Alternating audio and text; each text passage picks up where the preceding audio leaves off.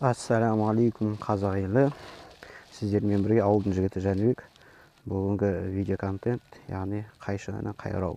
Көпшіліктің сұрауы бойынша қайшыны қалай қайраймыз. Жалпы қайшы қайраудың үш әдісі бар. Біз білетін. Ең көп білетін, естігендері әжелерінен көрген болған шығар. Инемен қайрау дейтін бар. Инемен қайрау. Яғни қайшының түбінен әкеліп, қағаз кескендей инені кесеміз, және ұшынан шығарып алып кетеміз. Осылай қайрау арқылы қайшыны қайраймыз. Бірақ қайшы мықты қайра алмайды. Яғни уақытша қайрау жалпы. Уақытша қайрау деп атады. Мысалы, бір нәрсе шұғыл арада кесу керек болып, қол астыңызда ештеңе болмаса, тек инені алып, жай инемен осылай инені кесу арқылы, мысалы, қайшылау арқылы қайшының жүзін қайрап аламыз. Және де екінші әдіс ине таба алмай қалған жағдайда дейсіз ғой. Мынандай шыны ыдысқа қайрау. Яғни мысалы конформайн ыдысы, осындай оптикалық шыны ыдыстар. Соны мойнынан аламыз да, мойнынан қайшылау арқылы әйнекке қараймыз. Яғни әйнектің де наждақтық қасиеті болады әйнектің. Яғни химиядан өтсеңіз, әйнек құрамы наждақ қасиеті болады құрамында. Осылай бірнеше рет қайрау арқылы, қайшылау арқылы қайшының жүзін қайраймыз. Бірақ бұл да қайшының жүзін өте жақсы қайрамайды, уақытша болады. Қайшыны жақсылап қайрау үшін, яғни қайраққа салған жөн. Ең жақсы әдісі қайрақпен қайрау. Қайрақпен қайрауда нені ескереміз? Бірінші қайшыны ескереміз. Қайшының металы пышақтыкіне қарағанда не жұмсақ және не болады, нәзіктеу болады. Сондықтан қайшыны қайраған кезде өте аз уақыт ішінде қайраймыз. Қайшы қалай қайралады? Міне жүзі. Мына жүз жалпы 50 градуста қайралған екен. Бұның жүзін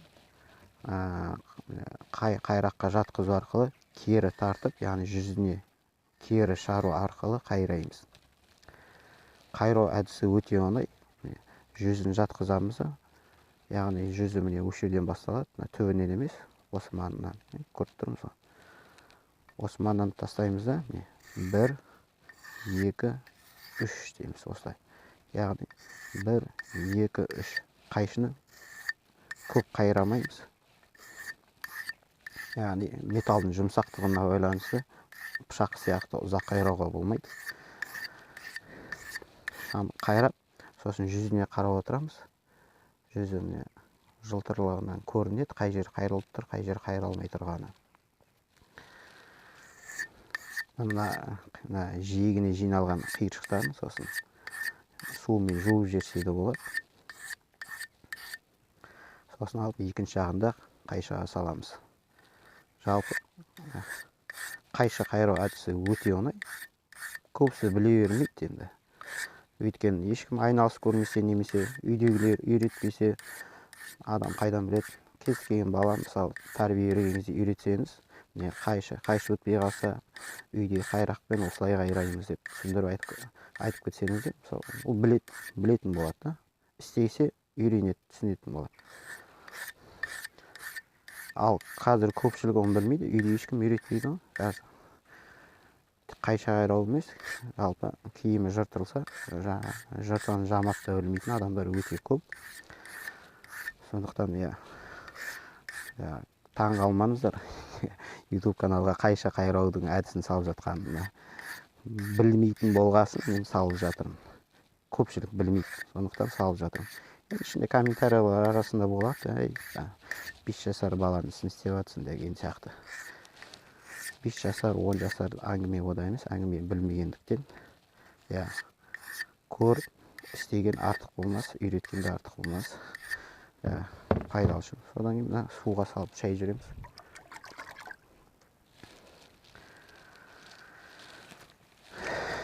Одан кейін қайшылап қағазды мына несін жиегіндегі не дейді, қара қайрақтың нелерін кетіріп аламыз. Бұл қайшы ұзақ қызмет ететін болады. Тырнақ алса да болатын сияқты. Енді тырнақ жоқ енді. Сәл пәл тырнақ бар екен, көрейік. Алса. Алсам. Тырнақты әдемі кетіп отыр.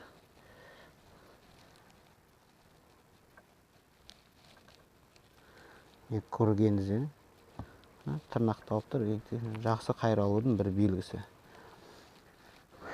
Міне құрметті қазақ елі, жалпы қайшы қайрау әдісі осылай. Егер ұнаса лайк басамыз, комментарий жазамыз, жақсы пікірлер білдіреміз. Және өздерінің пікірлеріңізді айта кетіңіздер. Тағы қандай қайрау әдістері бар қайшыны.